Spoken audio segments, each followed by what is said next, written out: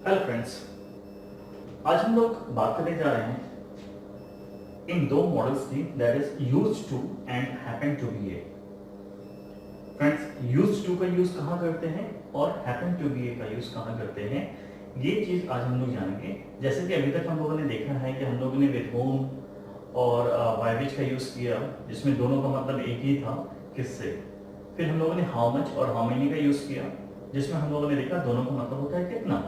लेकिन आज हम बात करने जा रहे हैं कि यूज्ड टू और हैपन टू बी, इनका भी पार्शियल जो मीनिंग होता है लगभग एक जैसा, मतलब करता था। इन दोनों के सेंटेंस के लास्ट में करता था आता है, लेकिन इसका एग्जैक्ट मतलब होता है, यूज्ड टू का मतलब होता है किया करता था, और हैपन टू बी का मतलब होता है हुआ करता था।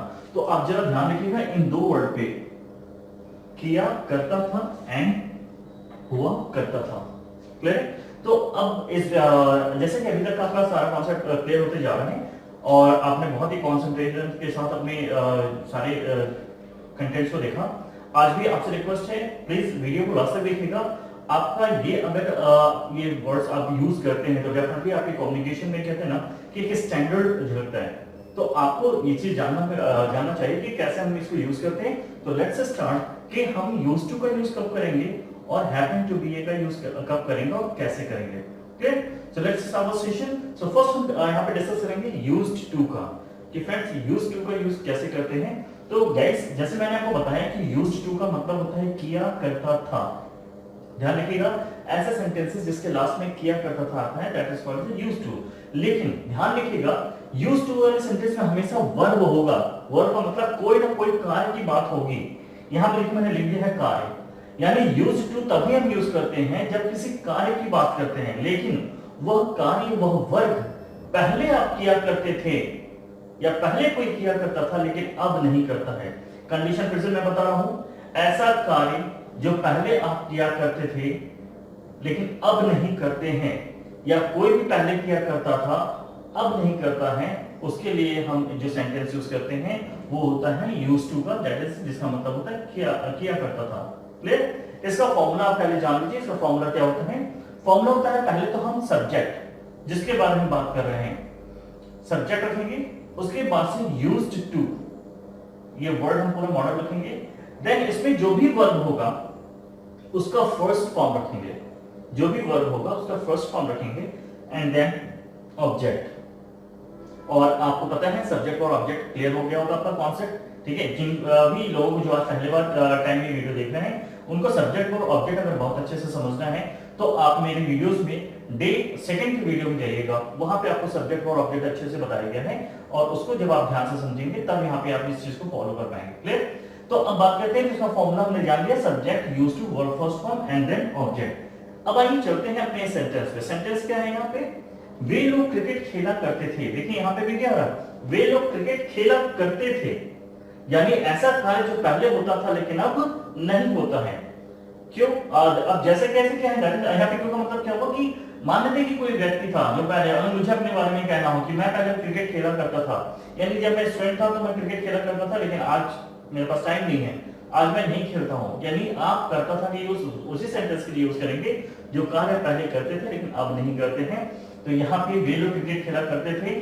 देखिए वे लोग यहाँ पे क्या हो गए, सब्जेक्ट हो गए, देन क्रिकेट ये ऑब्जेक्ट हो गया, वर्ब खेलना हो गया, और करते थे यहाँ पे यूटी का मतलब यूज्ड टू हो गया।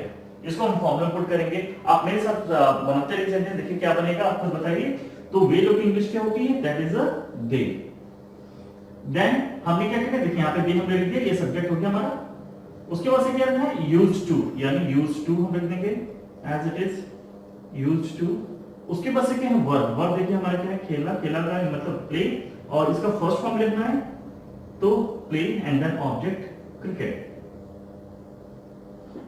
फाइनल सेंटेंस क्या बन गया, they used to play cricket. ध्यान रखिएगा जब भी आप प्रोनाउंस करेंगे तो ड आपको प्रोनाउंस करना पड़ेगा, they used to play cricket. Clear? इसका मतलब क्या हो गया, वे क्रिकेट खेला करते थे। गाइस आते हैं नेक्स्ट सेंटेंस पे, क्या है, राहुल इवेंट को मैनेज किया करता था। राहुल इवेंट को मैनेज किया करता था। यहाँ पे देखिए, यहाँ पे भी हमने क्या फॉर्मूला अपने बैठाना है, मैं इसको यहाँ पे रब कर रहा हूँ। क्या है, तो राहुल क्या हो गया, सब्जेक्ट हो गया, तो राहुल क्योंकि जैसे नाम है तो मैंने राहुल लिख दिया।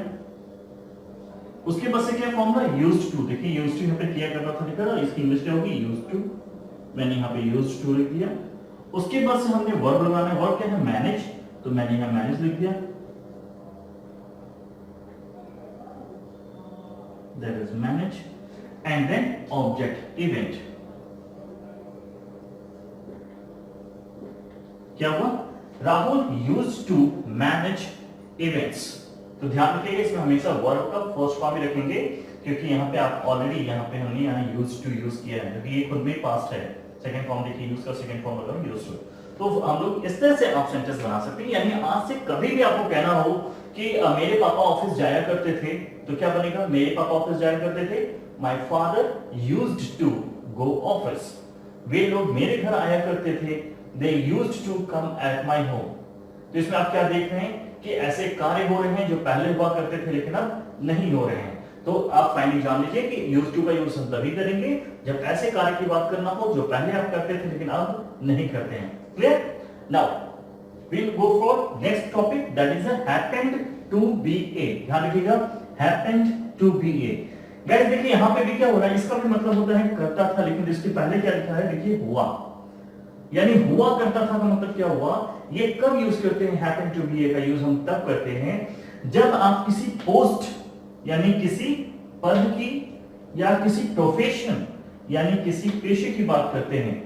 यानी जब कोई व्यक्ति किसी पोस्ट यानी किसी पद या किसी प्रोफेशन या किसी पेशे में काम किया करता था लेकिन अब नहीं करता है। फिर से ध्यान से सुनिए, हैपन टू बी का यूज तब करेंगे जब आपको किसी के बारे में या अपने बारे में बताना है कि मैं इस पोस्ट पर काम करता था। इसका भी मतलब ये होगा आप उस पोस्ट पर काम नहीं करते हैं।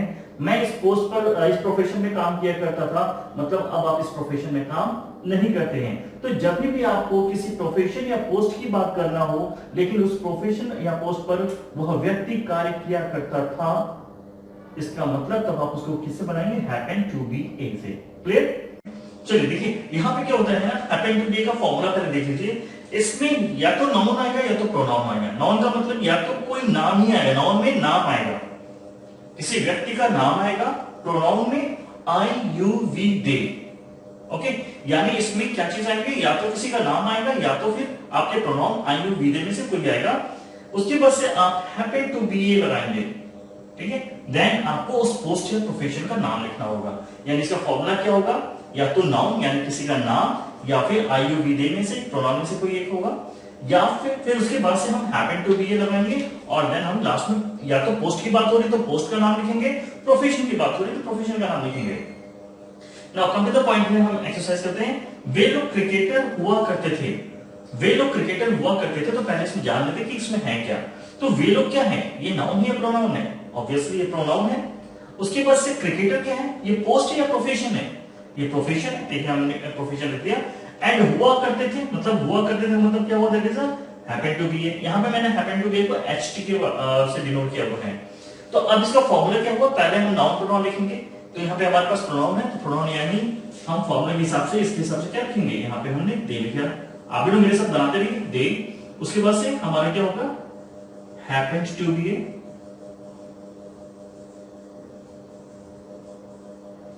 To be a, and last फिर क्या होगा, दैट इज किस प्रोफेशन की बात हो रही है, क्रिकेटर। तो हम यहाँ पे क्रिकेटर लिखेंगे।